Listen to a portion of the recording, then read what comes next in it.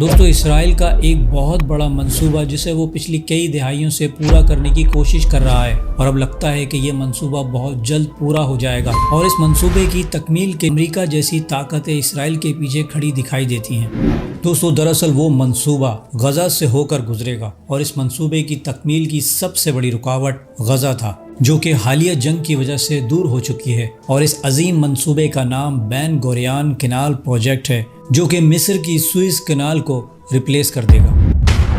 آپ دیکھ رہے ہیں SK TV۔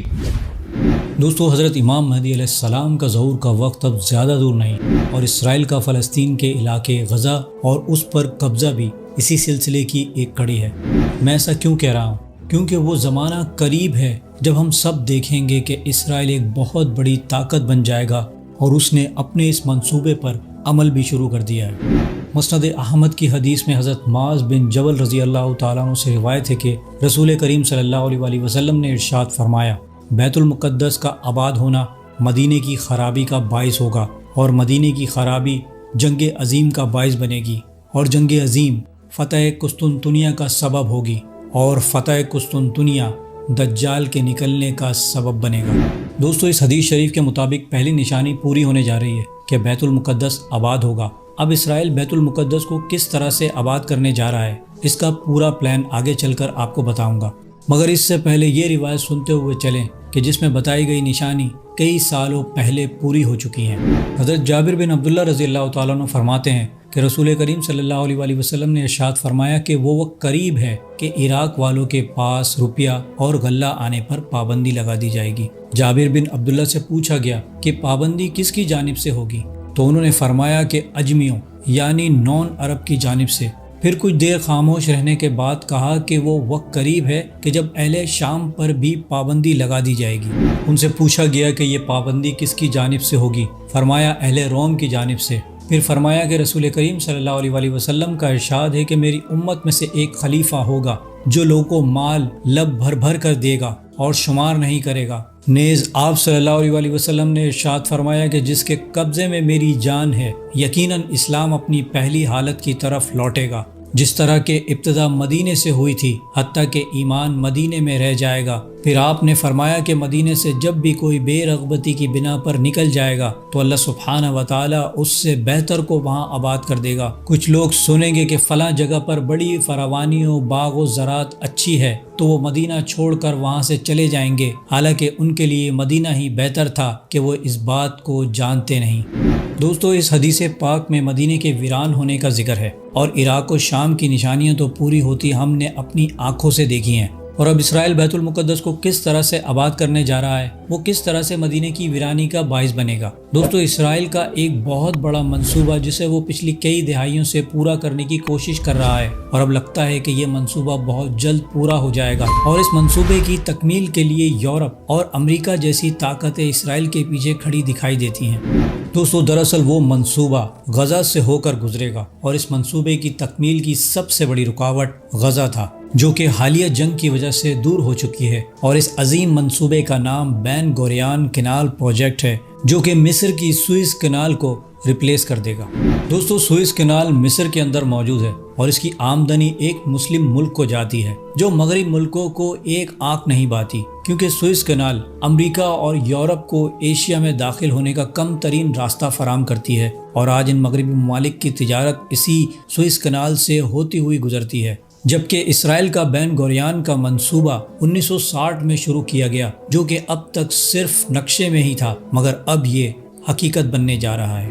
کیونکہ اس منصوبے کے مکمل ہونے کے بعد مغرب کے لیے اسرائیل کی اہمیت بہت بڑھ جائے گی، جس سے اسرائیل کو سیکیورٹی اور خوب پیسہ بھی ملے گا۔ مطلب اسرائیل کی سلامتی مغرب کی بقا بن جائے گی، اور اسرائیل معاشی طور پر بہت امیر اور طاقتور ملک بن جائے گا، جس کے بعد وہ پہلے اپنا تھرڈ ٹیمپل یعنی ہیکل سلیمانی تعمیر کرے گا، اور پھر دنیا کے تمام یہودیوں کو اس مقدس سرزمین پر لا کر آباد کرے گا جو کہ ان کے گریٹر اسرائیل کا حصہ ہے۔ یوں وہ پہلی نشانی بہت جلد پوری ہونے جا رہی ہے جس کے بارے میں نبی کریم صلی اللہ علیہ وآلہ وسلم نے 1400 سال پہلے ہی نشاندہی فرما دی تھی۔ اب میں کچھ خاص پوائنٹ آپ کے سامنے رکھنے جا رہا ہوں جس سے آپ کو یہ معلوم ہو جائے گا کہ یہ لوگ کتنی تیزی سے اپنے منصوبے کی طرف بڑھنا شروع ہو گئے ہیں۔ دوستو میں صرف پوائنٹ بتاؤں گا، کڑیاں آپ خود ملائیں گے۔ دوستو اسرائیلی فورس نے غزہ میں ایک روڈ بنانا شروع کر دیا ہے جو کہ بالکل سیدھا سمندر کی طرف جا رہا ہے، جس کا نام انہوں نے ہائی وے 749 رکھا ہے۔ اب یہ 749 کیا ہے؟ اس ہائی وے کا نام وہ کچھ بھی رکھ سکتے تھے، مگر انہوں نے 749 ہی کیوں رکھا؟ دراصل تورات میں ایک جگہ درج ہے جس کا ٹائٹل ہے ری اسٹورنگ دا ورلڈ۔ جب میں نے تورا کے 749 پیج کو کھولا اور اس کا ہبرو ترجمہ کیا تو آپ حیران رہ جائیں گے اس پہ کیا لکھا ہوا تھا۔ صفحہ نمبر 749 پر درج ہے کہ اس نے اس سے کہا یہ قربان گاہوں کے لیے ہے۔ اس نے اس سے کہا ہر ایک مورت کے لیے عمل کرنے والے تھے جو حیوانوں یا پرندوں کو خوش قسمت سمجھ کر ان پر قربان کرتے تھے، اور یہ قربان گاہوں کے لیے ان کو اتار کر ان سے باتیں کرتے تھے اور وہ اپنی مرضی پوری کرتے تھے، اور وہ ان کے سامنے جھک جائیں گے اور ایمان لے آئیں گے۔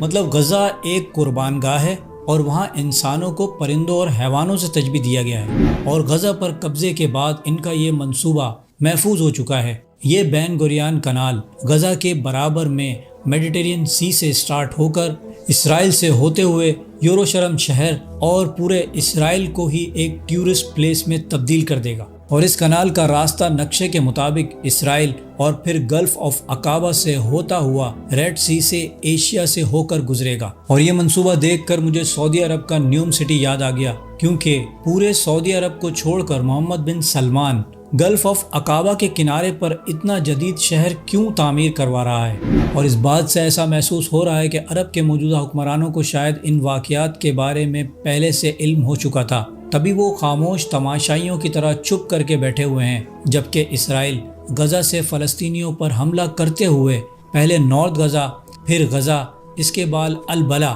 پھر خان یونس دھکیلتے دھکیلتے 22 لاکھ فلسطینیوں کو رفح کے 64 اسکوائر کلومیٹر کے علاقے تک محدود کر دیا ہے کہ مظلوم فلسطینیوں کی خوراک کی کمی کو پورا کیا جا سکے اور انہیں بھوک سے مرنے سے بچایا جا سکے۔ مگر ہم سبھی یہ جانتے ہیں کہ امریکہ کوئی فلسطینیوں کی مدد کرنے نہیں آیا، بلکہ وہ خود اس گریٹ گیم کا حصہ ہے۔ دوستو عربوں کو پتہ نہیں کیوں یہ بات سمجھ نہیں آ رہی کہ آج جس طرح زمین کے لیے فلسطینیوں کو نکالا جا رہا ہے، وہ وقت دور نہیں جب یہود و نصارہ عرب کے مسلمانوں کے ساتھ بھی یہی سلوک کریں گے، جبکہ قرآن کریم میں اللہ سبحانہ و تعالیٰ نے مسلمانوں پر یہ واضح کر دیا ہے کہ یہود و نصارہ کو دوست نہ بناؤ، یہ تمہارے دوست نہیں ہو سکتے، یہ آپس میں ایک دوسرے کے دوست ہیں۔ اللہ سبحانہ و تعالیٰ سے دعا ہے کہ امت مسلمہ کی خیر فرمائے اور تمام امت کو متحد اور ایمان کی دولت سے مالا مال فرمائے، آمین۔ دوستو امید کرتا ہوں میری ویڈیو سے آپ کی معلومات میں اضافہ ہوگا اور کچھ نیا جاننے کو ملا ہوگا۔ اگر میری ویڈیو آپ کو اچھی لگی ہے تو میری ویڈیو کو لائک کریں، میرے چینل کو سبسکرائب کر لیجئے اور بیل آئیکن پہ بھی کلک کر دیں۔ اب میں ملوں گا آپ کو ایک ایسی انفارمیٹیو ویڈیو کے ساتھ، تب تک کے لیے اللہ حافظ۔